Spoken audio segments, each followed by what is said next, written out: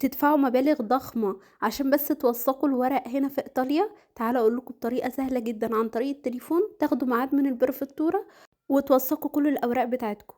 أنا عن نفسي بوثق دايما، باخد الميعاد وبروح، ما بديش أي أوراقي لأي حد ولا أي مكتب إن هو يعمل لي توثيق في البريفكتورة.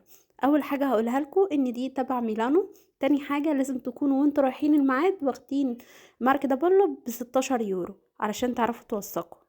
هاسيب لكم اللينك تحت في الكومنتات. اول حاجه هندخل عليها اللي هي اجنده دي، انا هسيب لكم اللينك على طول بتاعها.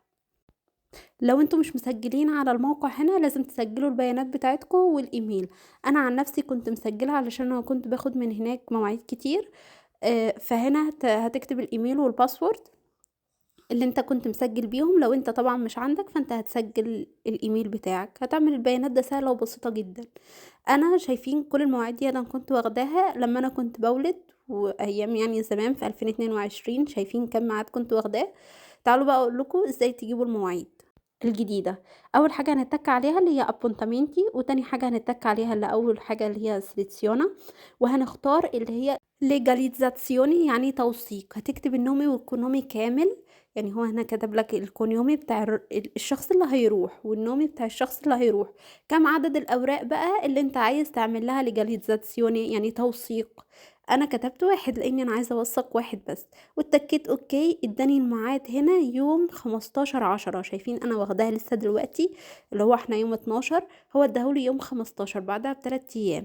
انت هنا مش بيديك الميعاد اللي يناسبك، لا هو بيديلك اول ميعاد متاح اللي هو بيكون يعني زي دلوقتي يوم 15.